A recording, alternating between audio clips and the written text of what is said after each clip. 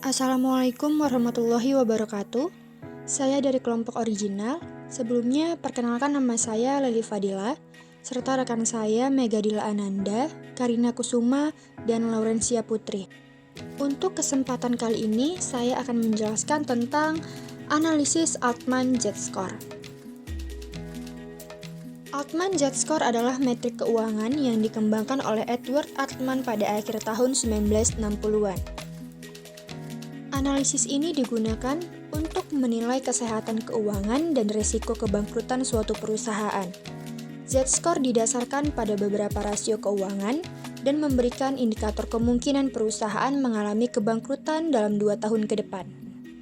Edward Altman adalah seorang profesor keuangan di Leonard and Stern School of Business Universitas New York.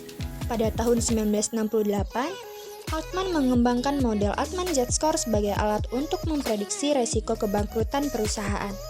Tujuan utama dari pengembangan model ini adalah untuk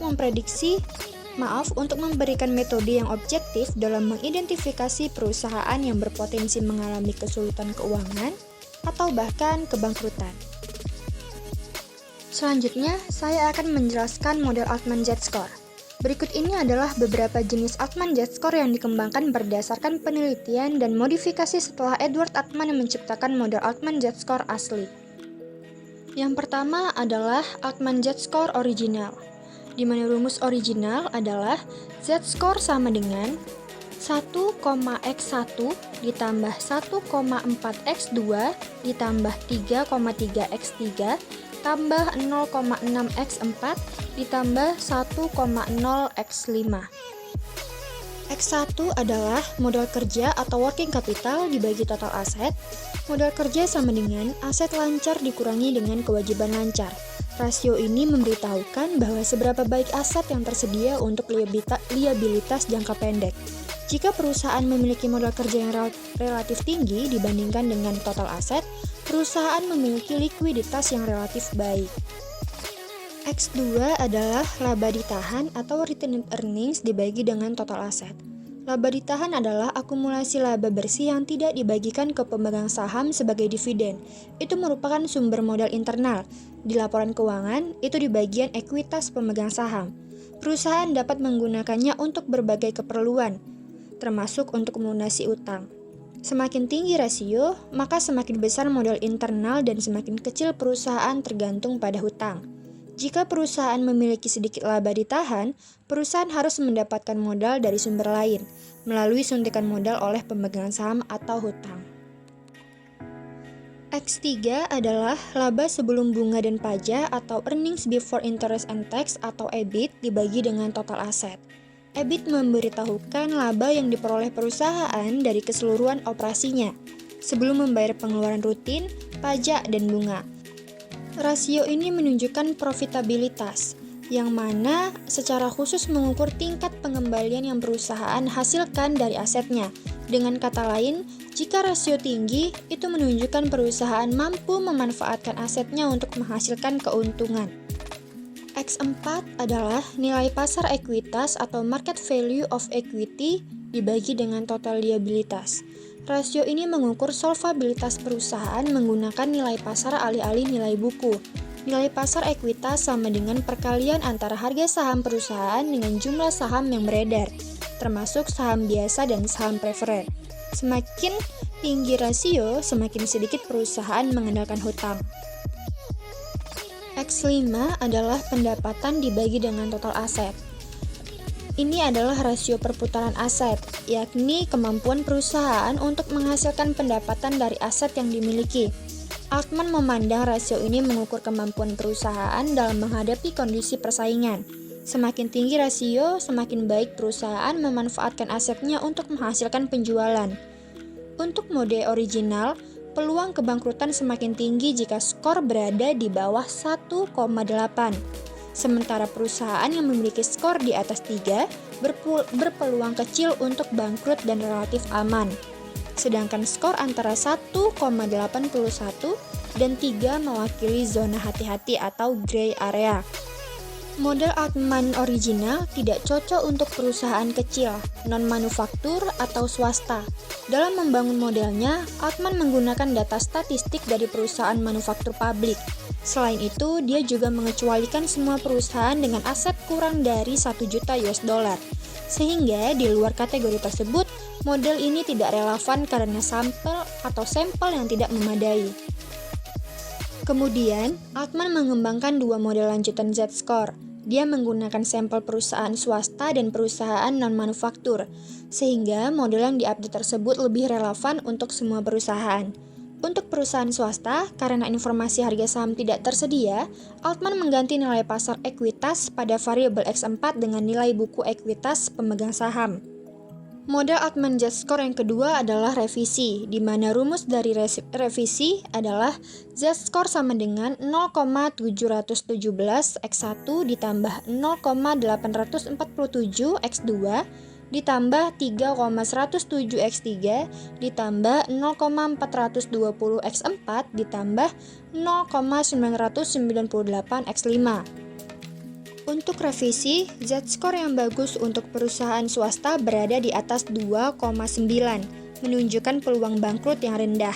Sebaliknya, perusahaan swasta berpeluang besar untuk bangkrut jika nilai Z-score berada di bawah 1,23. Sedangkan, untuk perusahaan non-manufaktur, dia menghilangkan variabel X5. Persamaan untuk modelnya adalah sebagai berikut. Nah, model Altman Z-score yang ketiga adalah modifikasi, di mana rumus modifikasi adalah Z-score sama dengan 6,56 X1 ditambah 3,26 X2 ditambah 6,72 X3 ditambah 1,05 X4.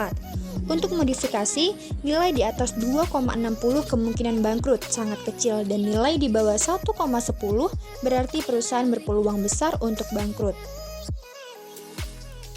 Setelah saya menjelaskan tentang jenis-jenis Altman Z-score, saatnya saya menjelaskan contoh dari Altman Z-score.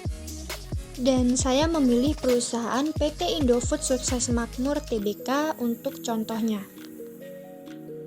PT Indofood Sukses Makmur Tbk atau lebih dikenal dengan nama Indofood merupakan produsen berbagai jenis makanan dan minuman yang bermarkas di Jakarta, Indonesia. Perusahaan ini didirikan pada tanggal 14 Agustus 1990 sebagai PT Panganjaya Inti Kusuma. Kemudian pada tanggal 5 Februari 1994 berganti nama menjadi Indofood Sukses Makmur. Perusahaan ini mengekspor bahan makanannya hingga Australia, Asia, dan Eropa. Dalam beberapa dekade, Indofood telah bertransformasi menjadi sebuah perusahaan total food solution dengan kegiatan operasional yang mencakup seluruh tahapan proses produksi makanan, mulai dari produksi dan pengolahan bahan baku hingga menjadi produk akhir yang tersedia di rak para pedagang eceran. Berikut saya lampirkan untuk data laporan keuangan PT Indofood Sukses Makmur Tbk dari tahun 2020 hingga 2021. Pada tahun 2020, aset lancarnya sebesar sekitar 38 miliar, 2021 sekitar 54 miliar, dan 2022 sekitar 54 miliar. Di kewajiban lancar, tahun 2020 sebesar 27 miliar, 2021 40 miliar, 2022 sekitar 30 miliar. Dan modal kerja, untuk modal kerja didapat dari aset lancar dikurang dengan kewajiban lancar. Maka di tahun 2020 modal kerja sekitar 10 miliar, di 2021 sekitar 13 miliar, di tahun 2022 sekitar 24 miliar. Untuk total aset atau total aktiva tahun 2020 sebesar 163 miliar, tahun 2021 179 miliar, 2022 180 miliar. Dan laba ditahan atau retained earnings-nya pada tahun 2020 31 miliar, 2021 36, 2022 41 miliar. Dan laba sebelum bunga dan pajak atau EBIT pada tahun 2020 sebesar 12 miliar, 2021 14 miliar, serta 2022 12 miliar. Dan ekuitas atau net worth-nya di tahun 2020 86 miliar, dan 2021 79 miliar, serta 2022 93 miliar. Dan total hutang atau liabilitas 2020 83 miliar, 2021 92 miliar, dan 2022 sebesar 86. Sebagai informasi, saya ingin mengatakan bahwasanya untuk kali ini saya memakai model Altman Z-Score modifikasi. Dan inilah hasil analisis Altman Z-Score modifikasi pada perusahaan PT Indofood Sukses Makmur Tbk, di mana X1 yaitu working capital dibagi dengan total aset di tahun 2020 sebesar 0,06, 2021 sebesar 0,08, 2022 sebesar 0,13 dikali dengan koefisien yaitu 6,56 dengan hasil Z-score-nya adalah 2020 sebesar 0,42, 2021 sebesar 0,50, di 2022 sebesar 0,8. Dengan ketentuan bankrupt sebesar min 0,61 dan non-bankruptnya 0,414. Jadi, untuk X1-nya di sini tidak mengalami kebangkrutan. Lanjut di X2, return net earnings dibagi dengan total aset di mana 2020 sebesar 0,19, di 2021 sebesar 0,21, pada tahun 2022 sebesar 0,23 dikali dengan koefisien yaitu 3,26 sehingga mendapatkan Z-score pada tahun 2020 0,62, di 2021 0,67, 2022 0,75. Ketentuan bankruptnya yaitu min 0,63 dan non-bankruptnya 0,355. Untuk X3, EBIT dibagi dengan total aset tahun 2020 mendapatkan 0,08, di 2021 mendapatkan 0,08, 2022 0,07 dikali dengan koefisien yaitu 6,72, maka akan mendapatkan Z-score di tahun 2020 0,51, 2021 0,54, 2022 0,46.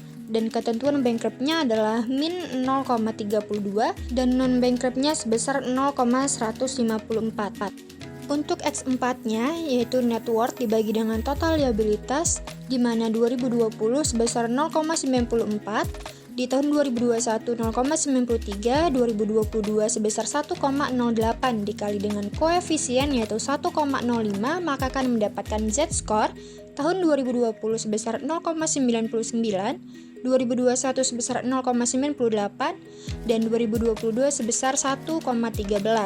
Ketentuan bankruptnya 0,48 dan non-bankruptnya sebesar 2,684. Dapat kita lihat untuk total rata-rata dari Z-score dari tahun ke tahun. Pada tahun 2020 yaitu sebesar 2,54 dan di tahun 2021 mengalami penaikan yaitu 2,70 dan di tahun 2022 juga mengalami penaikan yaitu sebesar 3,22. Kesimpulan dari analisis Altman Z-score pada perusahaan PT Indofood Sukses Makmur Tbk adalah perusahaan berada di zona aman karena rata-ratanya di atas 2,60 untuk 2 tahun ke belakang. Dan semoga PT Indofood Sukses Makmur Tbk terus berada di zona aman dan terhindar dari bangkrut. Semoga sukses dan terus berjaya untuk PT Indofood Sukses Makmur Tbk.